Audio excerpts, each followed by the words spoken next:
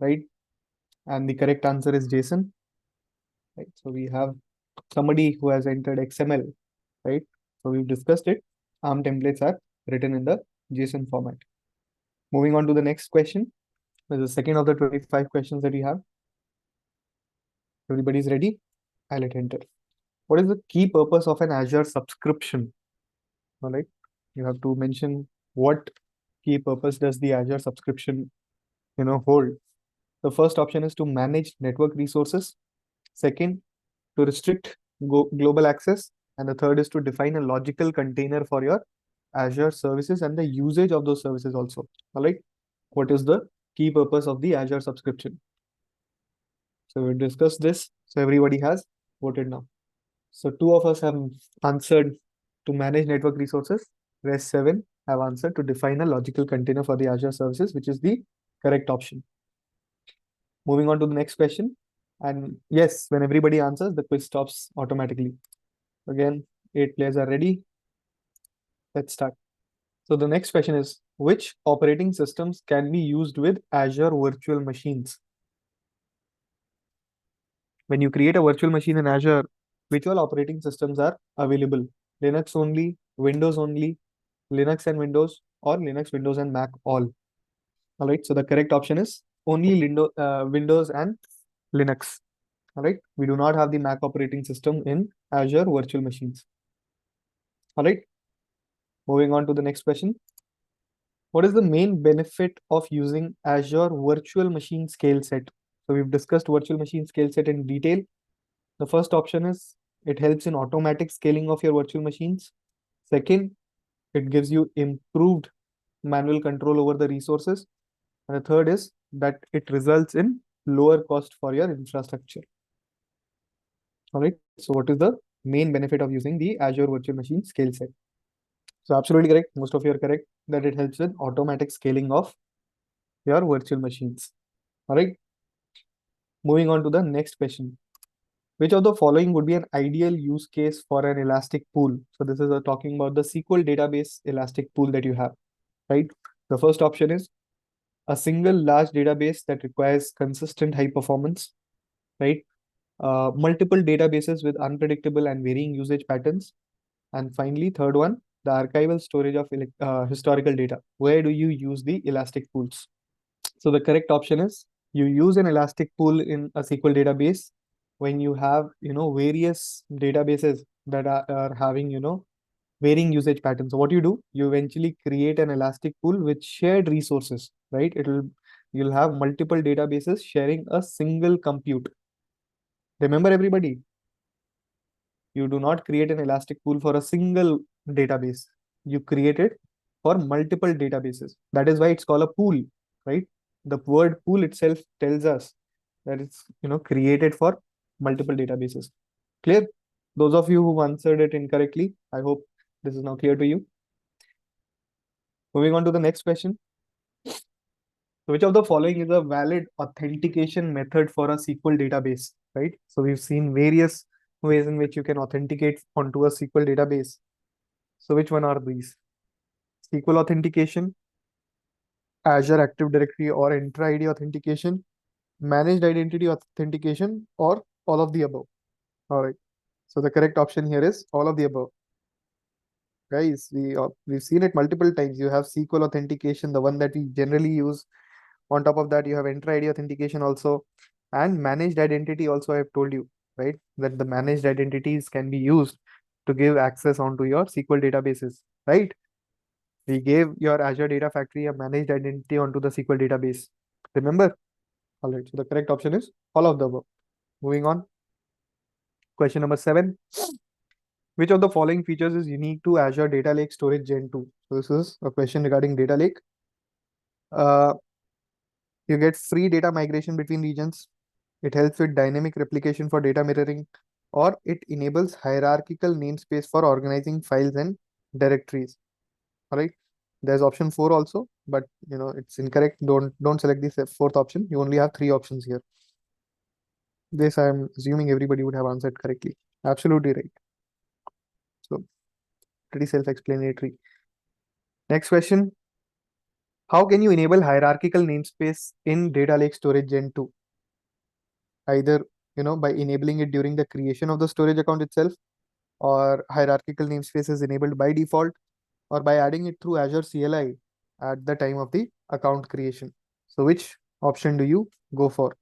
Yes, absolutely correct. So I had discussed there are two options, all right, or two methods of creating a data lake storage. One is by, you know, in configuring it as a data lake by clicking on the enable hierarchical namespace button checkbox at the time of creation of the data lake. Or the second method, who will tell me the second method of creating a data lake? What is the second way of creating the data lake apart from creating it, during this creation of the storage account itself?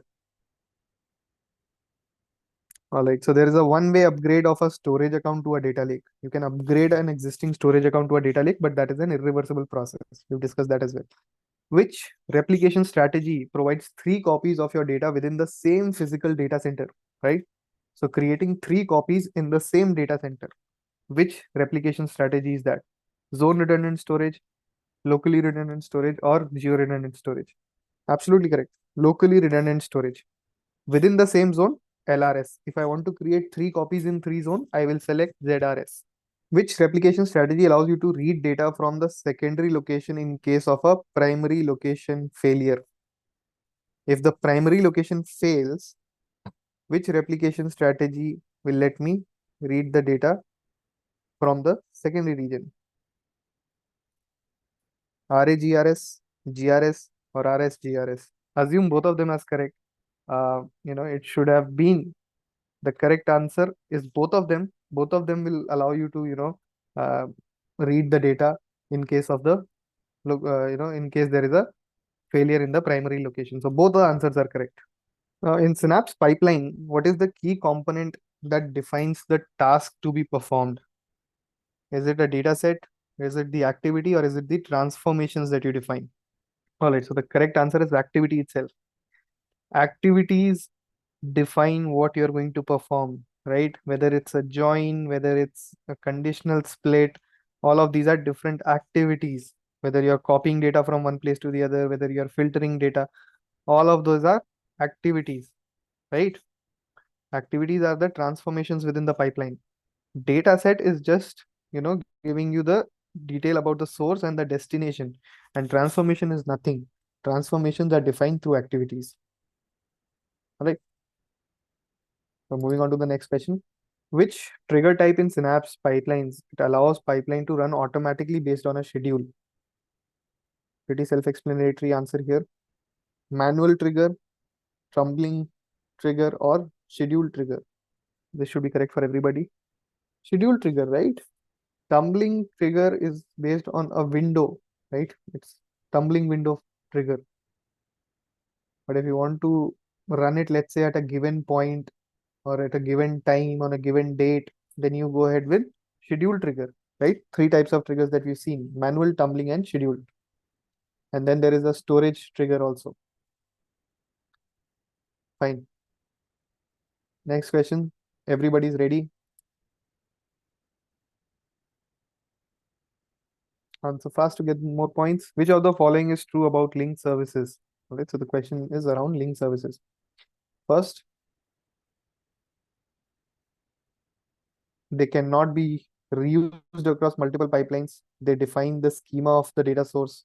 All right. So first of all, they cannot be reused across multiple pipelines. So this is incorrect because we've already reused same link services. Yes or no?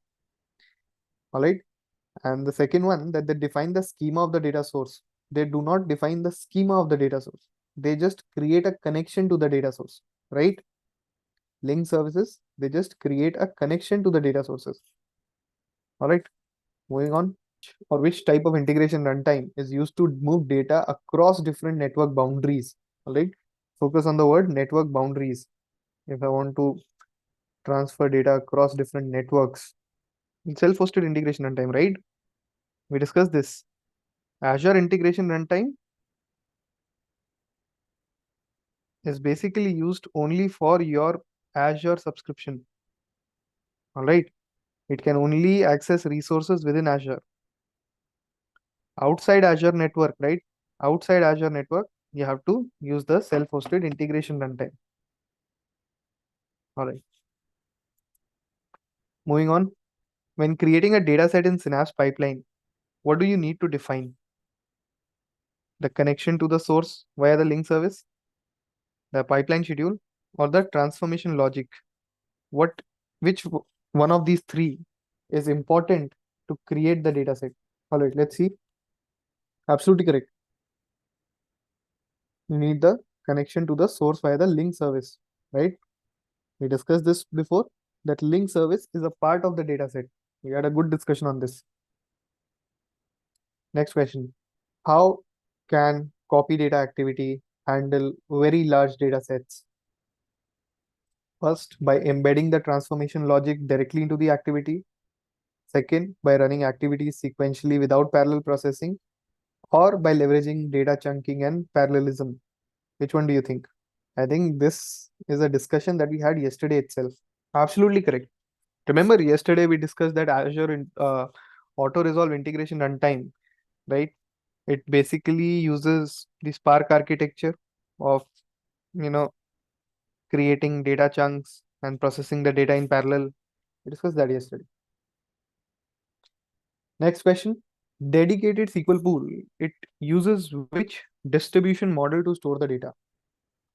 Hash, round robin, and replicated, sequential data storage, or Hadoop distributed model?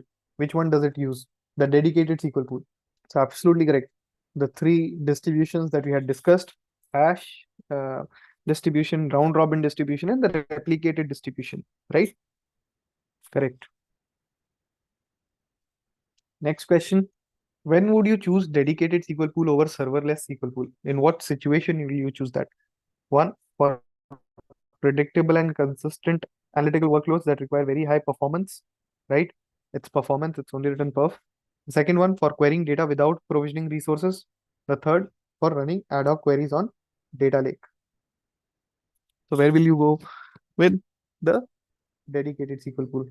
All right, absolutely correct. For ad hoc queries, we use serverless SQL pool, right? To run ad hoc queries, we use serverless SQL pool. We use the dedicated SQL pool when we know what we have to do, right? We want to do consistent analytics, right? And we need high performance. So dedicated SQL pool give you dedicated compute for high performance. Next one, which of the following formats can the serverless SQL pool query? So JSON and Parquet, SQL Server backup files, or JSON Parquet CSV files stored in the data lake. Which one do you think the serverless SQL pool can query? Absolutely correct. We've seen it work with Parquet, CSV, JSON also, right? In the data lake. Moving on to the next question. How does the group by clause work with your aggregate functions? All right. It groups rows by columns values to perform aggregate operations, or it orders rows by aggregate values, or it combines aggregate functions into a single result. How does it work? So this is to test your SQL knowledge. We have, I think, a couple of questions on SQL also. Absolutely correct. It groups rows by the values of the column to perform the aggregate operations. So you group by on based on the column values. So same column values will be grouped together. Next question. Which type of SQL join returns rows where there is a match in both the tables? So if you are performing a join, in which case you will get the output where both the values are present in both the tables. So yes, I would be shocked if anybody would have gotten this wrong. That's a very simple question. Next. All right, so I don't know why this happened. We'll skip this question. All right. The question was, which of the following Azure services provide capabilities for running data pipelines and managing data in the data lake or relational data warehouse? So Synapse is something that we've studied. Fine. We'll skip this question. Next question. What function is used to read the data in files stored in the data lake? Which of these three functions have you seen us use to read the files stored in the data lake?